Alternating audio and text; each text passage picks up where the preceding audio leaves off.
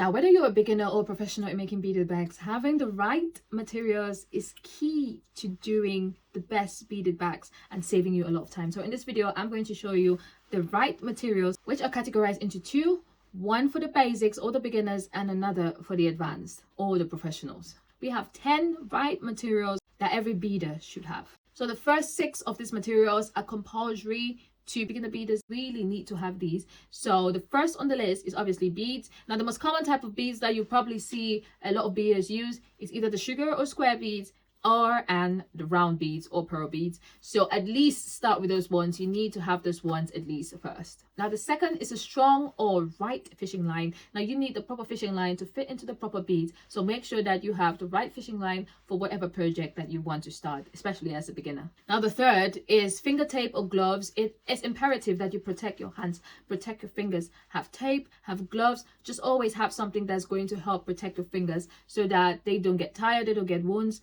because I'm telling you, the fishing line can be brutal. So make sure you're always having protected fingers. Now, the fourth is scissors and needles. Now, I was going to add tape to this list, but I'll just keep it to scissors and needles. Tape is going to be like at the end for the advanced. So keep scissors and needles close to you. When you finish off with all the fishing line, you cut it off. Sometimes the fishing lines can be stubborn to come out when you tuck them into a bead. So you use the needle at that point to like pull it out or flick it out. So that's what we use the needles for when we're doing beaded back. One of the ways that we use the needles, by the way.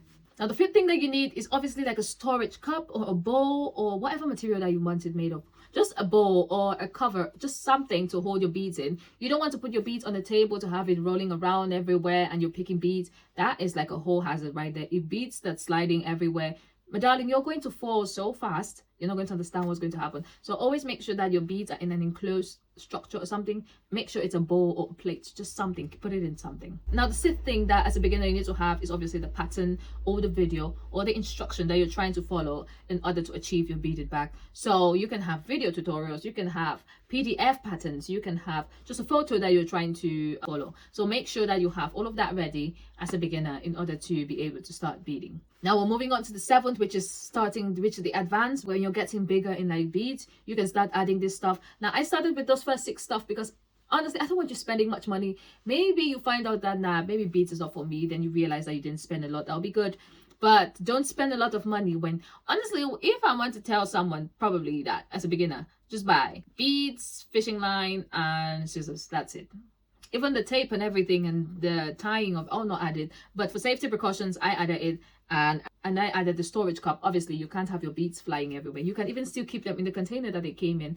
But I just thought to put those in 6 instead of the 3 that I was thinking. So now we're moving on to the 7 is lining. And lining just makes your bags look more professional, honestly. They make them look prettier. They actually help the bag to be sturdy. Like a lot of weight is not being put on the beads. So lining your bags, getting the fabric. It could be satin. It could be a silk material. Just get like the proper fabric for that beaded bag in order to, you know, make it to look nice and beautiful. Now, the 8th thing that I'm going to add here is closure. Now, this is going to include probably like fasteners and magnetic locks and stuff.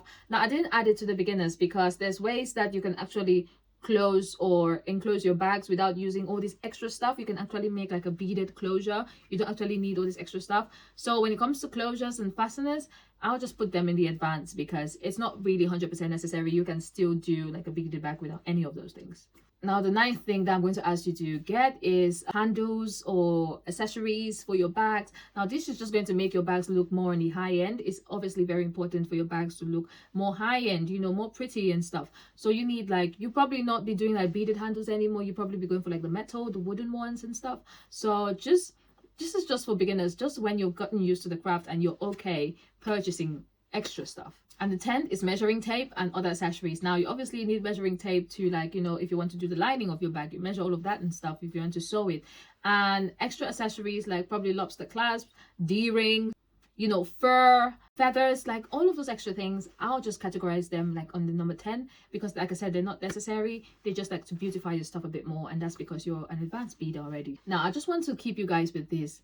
Basic materials help you learn the skill. That's why I'm only reiterating on this. Basic materials help you learn the skill. Professional materials help you sell your craft confidently. They help you perfect and sell your craft confidently. So start with the basics, learn the skill, learn it, it's a process, and then you buy the advanced or the professional stuff when you already know the skill, you understand the skill, and then you're ready to confidently sell your craft. Quality materials lead to you making durable, high-end bags that people would love to buy, that people would love to see. So take your time to learn the craft, learn everything that you need to know. Remember that quality materials lead to quality results. If you have any questions, make sure you ask them down in the comment section. Subscribe if you haven't liked this video, if you do like this, and I'll see you in the next one. Peace.